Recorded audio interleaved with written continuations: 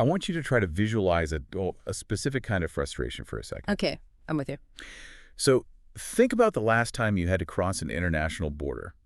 Or honestly, even just dealing with a really stubborn bureaucracy, like at the DMV. Oh, yeah, the absolute worst. Right. You've got your paperwork, but then someone says, you need it in triplicate.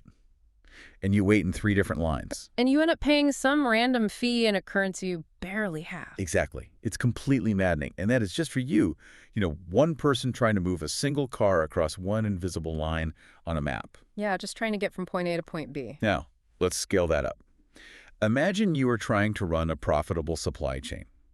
You have a massive fleet of trucks loaded with perishable goods. High stakes, yeah. Very high stakes. And to get to your buyer, you have to drive those trucks through 5 completely different sets of national regulations, 5 different customs agencies, 5 currencies, and 5 totally incompatible toll systems. I mean, it is the literal definition of a logistical nightmare. Yeah. And when you look at the historical data for the Gulf of Guinea, you see situations where the cost of the administrative delays, just, sitting at the border, actually eclipses the cost of the physical transportation itself.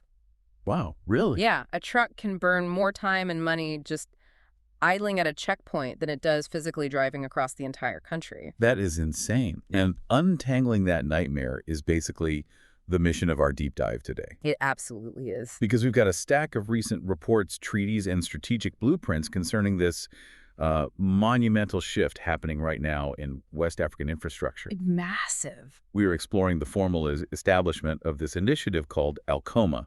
It stands for the Abidjan-Lagos Corridor Management Authority. And they are taking over a 1,028-kilometer coastal mega highway. And the sources we're unpacking today are just so vital because they detail this multi-billion-dollar project connecting Côte d'Ivoire, Ghana, Togo, Benin, and Nigeria. Right, 5 distinct nations. Exactly. But to be completely clear from the jump, we are not just talking about pouring a massive amount of asphalt along the coast. Well, yeah, it's way bigger than that. Right. We're looking at a blueprint for an entirely new economic geography.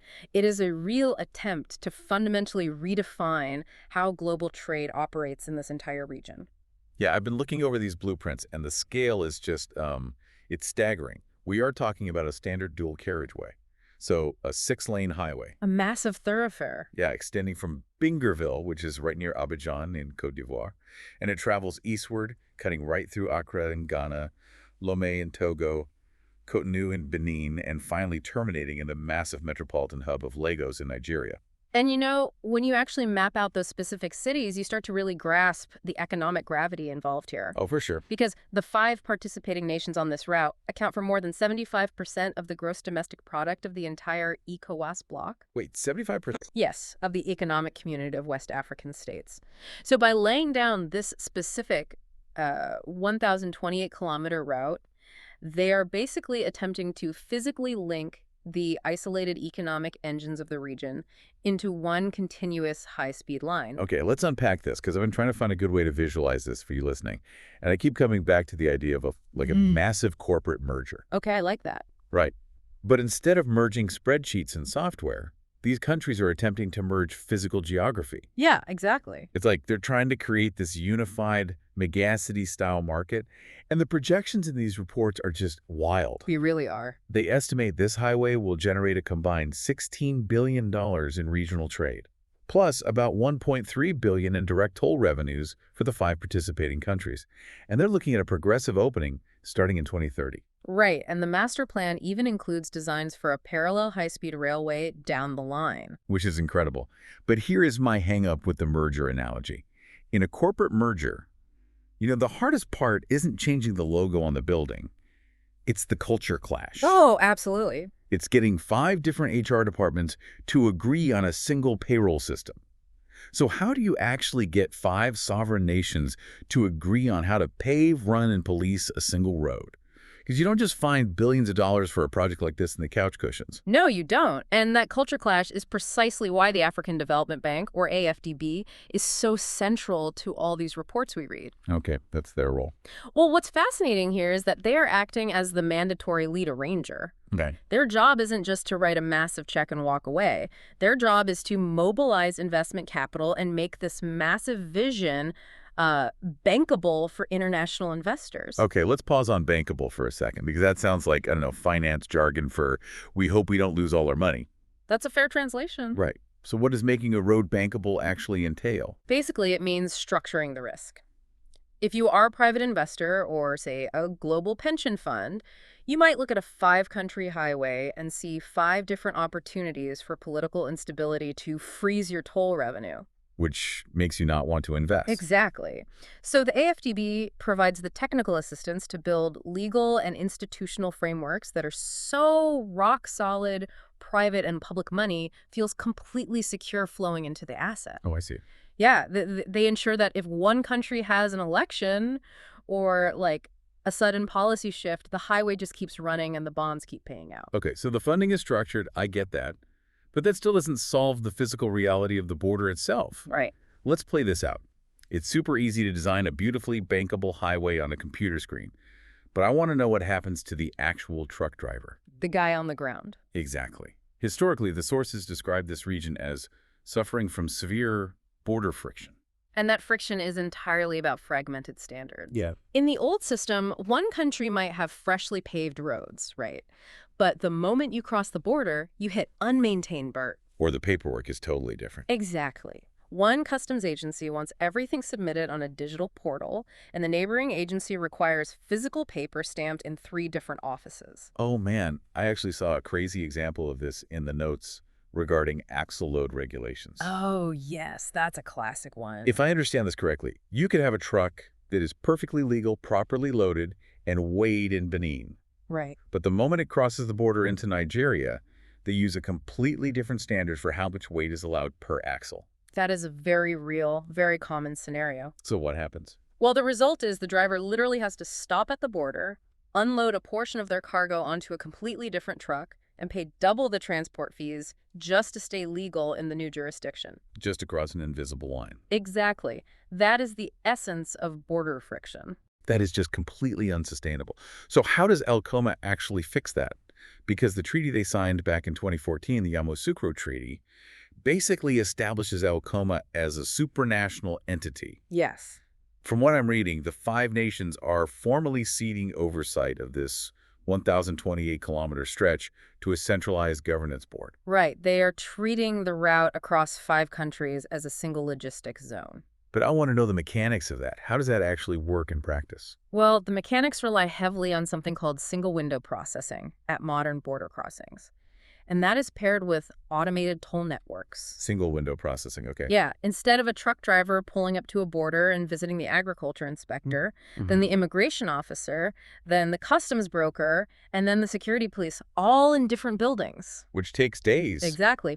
Single window processing digitizes the entire ordeal. The logistics company submits all the regulatory documents to one unified digital portal before the truck even leaves the warehouse. Wow. So by the time the vehicle reaches the border, the clearance is already processed. The physical stop is just a verification. It's not a negotiation. That is huge. Yeah. And they're building a corporate governance structure to enforce this, too. They are? The board recently held initial sessions to set up procedural protocols. They formed interim subcommittees for, human resources and finance. And they are actively recruiting a CEO right now. Yeah, they even named their first chairperson, Wilfred Laureano de Rigo from Benin. And he has a major background in infrastructure and finance. He was formerly with KPMG. Which is a very deliberate choice. Right, because that signals a massive pivot away from political appointees running the show toward professional corporate-style management. Exactly. But I really have to push back on this whole concept, because here's where it gets really interesting and, frankly, a bit confusing to me. Okay, what's the hang-up? Well, historically, nations guard their borders fiercely. I mean, a border is a massive source of national revenue, and it's a profound matter of national security and sovereignty. Why on earth would 5 sovereign states willingly hand over the keys to a supranational board? That is the multi-billion-dollar question right there. And the answer found in the strategy documents revolves around a concept called economic density. Okay, unpack economic density for me. Basically, the leadership of these 5 nations ran the numbers and came to a stark realization. Which was? Maintaining absolute individual control over a slow, highly bureaucratic border is worth far, far less financially than collective participation in a high-capacity, fast economic zone. Oh, interesting. Yes, you are giving up unilateral authority over a specific checkpoint, but in return, you are buying a massive slice of a $16 billion trade engine. Right. The density of trade, the sheer volume of goods moving quickly, generates vastly more wealth than heavily taxing a tiny trickle of slow-moving trucks. So they're basically trading absolute power for absolute profit. That's a good way to put it. I guess when you put a $16 billion carrot on a stick, sovereignty suddenly looks a lot more flexible. It really does. And furthermore, handing this over to ALCoMA acts as a vital diplomatic buffer. How so? By staffing this authority with regional professionals and technocrats, they effectively depoliticize the daily operations. Oh, I see. Yeah, if a decision has to be made about raising the toll rate or, say, changing that axle load regulation we talked about, it doesn't have to become a tense diplomatic incident between two presidents. Right, they don't have to call a summit. Exactly. It's simply a corporate, data-driven decision made by ALCoMA for the health of the entire corridor. Okay, I see the logic for the coastal countries. They get a mega highway, they get the tolls, they get the trade. Okay. But let's look inland for a second. Okay. If all this incredible wealth and infrastructure is concentrated right on the coast, aren't landlocked countries like Mali, Niger, and Burkina Faso just getting completely left in the dust? You would think so, but actually, the inland nations are the hidden beneficiaries of this entire project. Wait, really?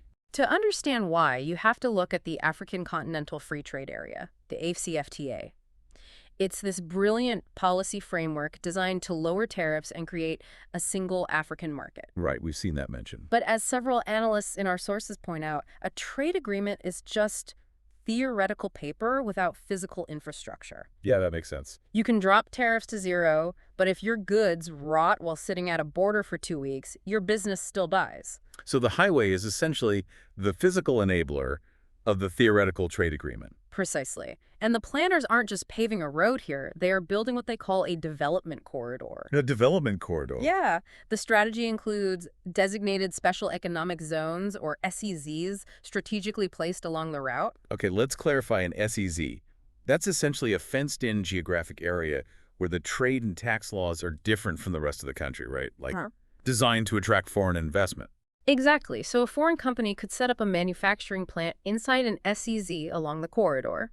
They import their raw materials tax-free, process them, and then immediately put the finished goods onto a high-speed logistical artery. Wow. It's really about building regional supply chains, not just moving imports from China to a local market. And importantly, this project upgrades a major segment of the Trans-African Highway network. The TAA7, right? Yes, TA7 from Dakar to Lagos, adopting those much-needed continent-wide standards. But bring it back to those landlocked countries for me. Yeah. Mali and Niger don't have coastlines.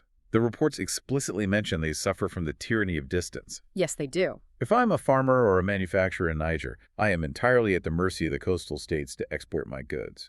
How does a coastal road fix my inland problem? It fixes it through what they call the trunk and branch system. Think of the east-west coastal highway as a massive high-speed trunk line. Okay. And then the existing north-south routes that lead up into those landlocked nations act as feeder branches. Oh, I get it. It's like upgrading a computer's motherboard. Okay, let's hear it. So before, maybe you had a few isolated, slow USB ports. But now, you install this state-of-the-art motherboard, which is the coastal highway. Right. Suddenly, all the external hard drives and peripherals you plug into it, being the landlocked nations, can transfer data at lightning speed because the core infrastructure can actually handle the load. They're plugging right into the main system. That is a perfect analogy. And by plugging into that motherboard, those inland nations secure something game-changing. A sea access guarantee. A sea access guarantee. Yeah. For a landlocked country, logistical volatility is your biggest enemy. If you only rely on a single port to get your goods to the global market, and that country decides to close its border, or experiences a massive dockworker strike. Your entire economy suffocates. Because you literally have nowhere else to go. Right. But by creating a world-class coastal artery that links multiple deepwater ports, these interior nations suddenly have options. Oh, that makes so much sense. If the port in Lomé is heavily congested, a logistics company up in Mali doesn't have to halt operations. They can simply pivot, send their trucks down the branch route, hit the coastal highway, and redirect to Cotonou or Accra instead. Wow. So what does this all mean? The coastal countries suddenly have to compete for the business of the landlocked countries. Exactly. This competition among coastal transit hubs forces everyone to be more efficient. It drives down port fees, it speeds up processing times, Yeah. and it finally allows landlocked nations to participate reliably in what economists call the blue economy, the massive wealth generated by global maritime trade. So what does this all mean for the geopolitics of the region? Because if I'm connecting the dots here, this level of interdependence has to change how these countries interact politically, right? Oh, absolutely. If we connect this to the bigger picture, it makes economic integration a profound tool for regional stability. How so? Well, when the economic survival of Niger and Mali is inextricably tied to the efficiency of the coast, and the coastal ports rely heavily on the business volume coming from the interior. There's a mutual incentive. Exactly. There is a mutual financial incentive for all nations to maintain peace and security along those transit routes. War and instability are terrible for the bottom line. It is a beautiful, almost utopian vision of trade bringing peace. But, this is a deep dive, and we cannot just look at the rosy projections. No, we have to look at the reality. Right, we have to examine the cold, hard realities and the massive speed bumps on the road to that projected 2030 progressive opening. Yeah. Because ALCoMA has some multi-billion-dollar hurdles to clear before they reach full operational capability. They really do. And the first major hurdle is intensely physical: climate resilience. Yeah, the weather.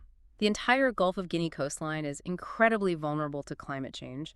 We are talking about increased severe rainfall, rapid coastal erosion, and serious recurrent flood risks. Which begs the question.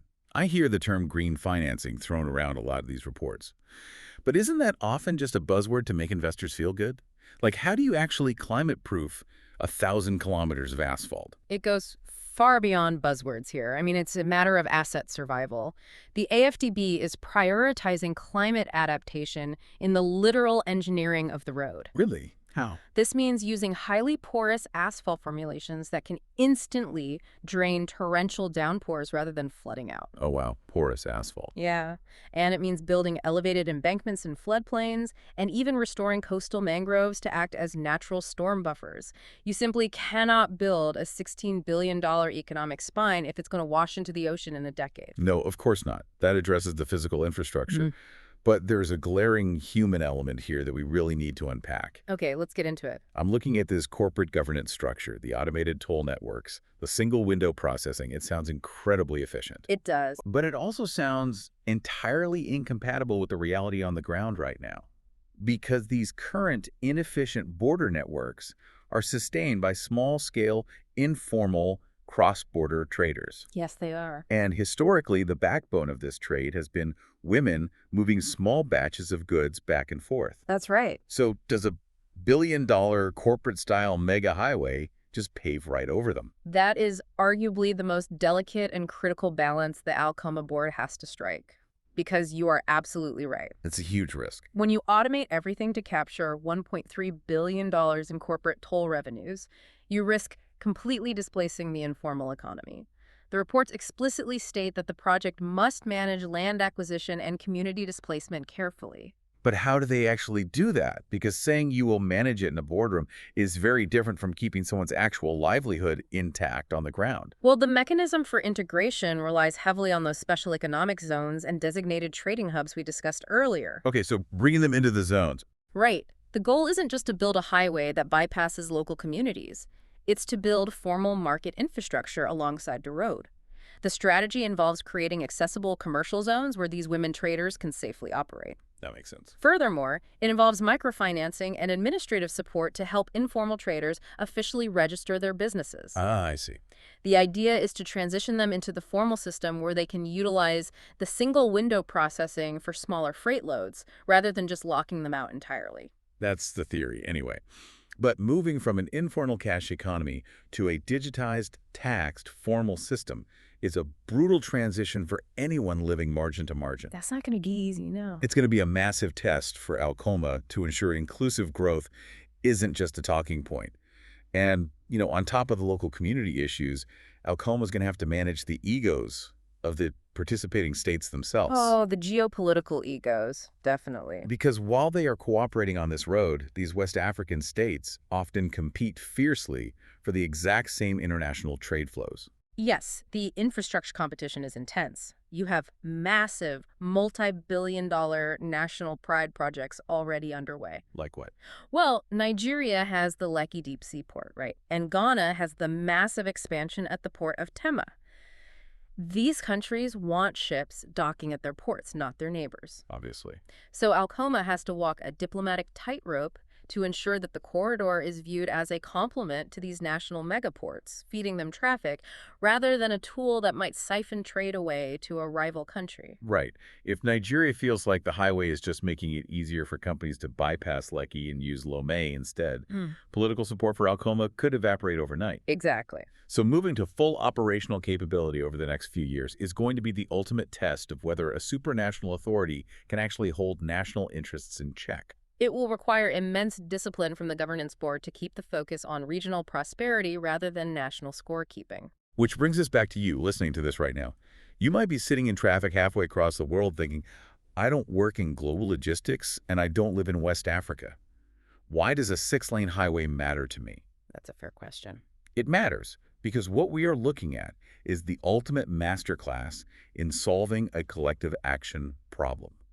Whether you are running a small business, managing a community project, or trying to get 5 deeply stubborn departments in your company to actually collaborate. The principles are identical. They really are. This deep dive illustrates how harmonizing rules, voluntarily giving up a little bit of your own personal control for the greater good, and tearing down administrative bottlenecks can unlock billions in value. It is a live-action lesson in how unity creates undeniable efficiency. And I want to leave you with one final, slightly radical thought to mull over. Okay, let's hear it. We've spent this entire discussion framing this infrastructure as a tool that serves the participating nations. But look at the unprecedented supranational power being willingly handed over to ALCoMA. Yeah, it's huge. Consider this reverse scenario.